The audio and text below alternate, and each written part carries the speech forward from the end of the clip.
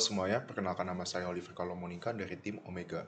Dan saya sendiri adalah mahasiswa Universitas Katolik Indonesia Atmajaya. Dan pada kesempatan ini saya akan melakukan analisis fundamental PT Indofood Sukses Makmur Tbk dengan kode saham INDF.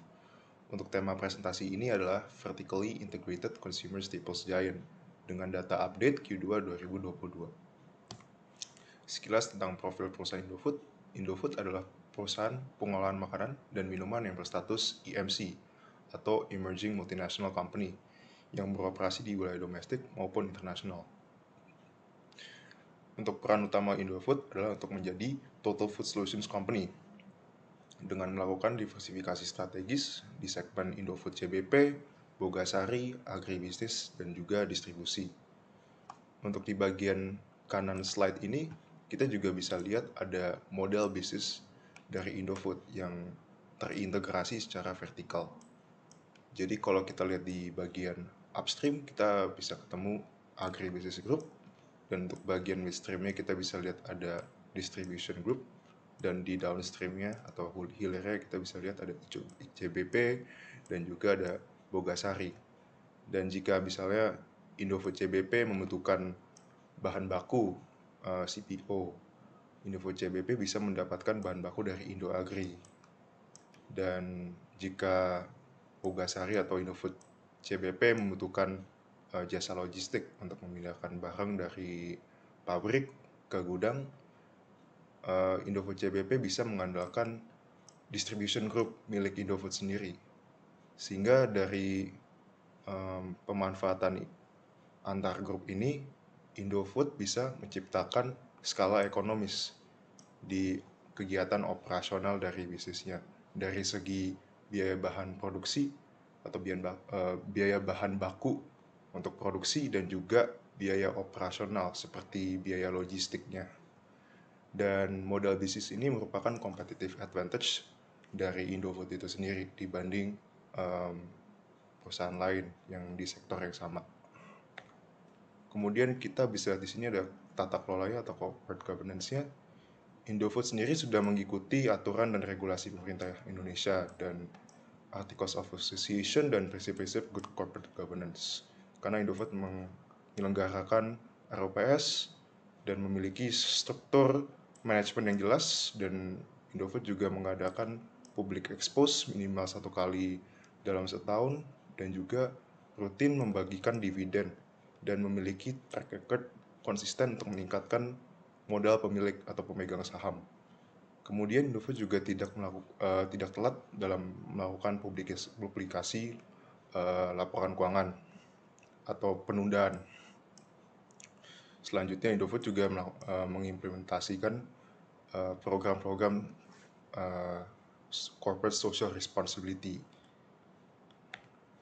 Untuk lingkungan sosial Indofood sudah inline dengan aspek social sustainable development goals seperti good health and well-being, quality education, gender equality, dan juga reduce inequalities. Ada baiknya kita mengetahui peristiwa-peristiwa penting yang terjadi di Indofood. Yang pertama di tahun 2020 adalah akuisisi Pine Hill dengan utang bank. Indofood melakukan akuisisi strategis perusahaan produksi mie instan Pine Hill dengan nilai pembelian sebesar 41,67 triliun menggunakan utang bank dan juga kas internal. Kemudian yang kedua adalah penerbitan obligasi global untuk bayar utang bank akuisisi di tahun 2020. Penerbitan obligasi ini dilakukan di tahun 2021 dan utang obligasinya dengan kurs US dollar dalam bentuk US dollar supaya bisa membayar balik utang akuisisinya. Dan langkah ini dilakukan manajemen supaya bisa menghindari risiko kenaikan suku bunga dari hutang bank sebelumnya yang dipakai untuk akuisisi yang sifatnya floating. Kemudian untuk yang ketiga, di tahun 2022 lagi terjadi inflasi bahan baku produksi yang bisa membuat komponen biaya produksi Indofood mahal, seperti adanya kenaikan harga gandum, gula, CPO, dan juga susu. Untuk gross profit margin Di perbandingan tiga perusahaan ini, Indofood, Mayora, dan Unilever, ketiga-tiga perusahaan ini mengalami tren penurunan karena inflasi bahan baku produksi. Dan untuk sales kita bisa di sini Indofood meningkat paling pesat. Namun kedua perusahaan yang lain seperti Unilever dan Mayora cenderung flat. Untuk kenaikan sales kita bisa lihat di sini dalam 5 tahun terakhir Indofood mencatatkan kenaikan yang cukup konsisten ya secara tren. Namun kalau kita lihat di sini di tahun 2020 mulai terjadi tren peningkatan yang lebih pesat pasca akuisisi Pine Hill dengan utang bank. Kemudian untuk forecast sendiri saya meningkatkan forecast saya di sini karena saya melihat adanya tren yang cukup pesat setelah akuisisi untuk salesnya. Walaupun terjadi penurunan di Q2 2022. Untuk net profit margin kita bisa di sini lingkaran merah ini.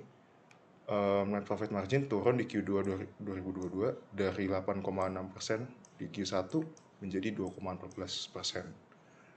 Dan untuk penyebabnya adalah dari penurunan net profit margin adalah beban keuangan dari hutang obligasi kurs US dollar yang diterbitkan di tahun 2021. Jika kita lebih teliti lagi di laporan keuangan, kita bisa lihat di catatan kaki bahwa terjadi kenaikan sebesar 2 kali lipat di bagian akun rugi neto atau selisih nilai tukar mata uang dari utang obligasinya sebesar 2 kali lipat, sehingga meningkatkan bottom line dari beban keuangannya ya, 1 triliun. Untuk arus kas bersihnya kita bisa lihat di sini dari Q1 ya masih negatif 2,39 triliun menjadi positif 4,89 triliun di Q2. Dan untuk secara tren kita bisa lihat di sini terjadi penurunan yang tajam ya di tahun 2020 karena akuisisi Pine Hill, kemudian trennya sudah mulai meningkat. Dan secara tren 5 tahunan kita bisa lihat tren yang masih meningkat ya. Dan kita juga bisa dari sini secara rata-rata free cash flow dia juga meningkat, sehingga nanti ke depannya Indofood berpotensi bisa bayar hutang jika momentum tren ini bisa berlanjut ya. Untuk perbaikan total liabilitas kita bisa lihat di sini di tahun 2020 saat Indofood menerbitkan utang cukup pesat ya trennya meningkat ya. Cuman kita bisa di sini tren yang cukup menurun banyak ya di Q2 karena Indofood sudah mulai membayar utangnya. Dan kita juga bisa di net cash ya yang membaik di Q2 2022 di sini dari negatif 15,7 T menjadi 7,2 T, di mana perbaikannya adalah peningkatan sebesar 2 kali lipat ya dari Q1 2022. Sehingga saya sendiri memberikan forecast yang lebih tinggi untuk net cash-nya dengan tren yang berpotensi bisa berlanjut nih. Untuk valuasi saya melakukan upgrade target price-nya menjadi Rp10.496 per lembar dari sebelumnya Rp9.451 per lembar. Untuk metode penilaiannya atau valuasinya adalah cash flow model. Peningkatan target price ini saya lakukan karena adanya tren penurunan total liabilitas dan perbaikan net cash di Q2 2022 yang berpotensi berlanjut di periode-periode berikutnya.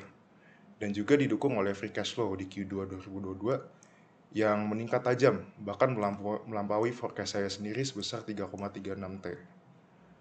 Dan peningkatan ini menjadi realisasinya adalah 4,887 T dari 3,359 T forecast saya.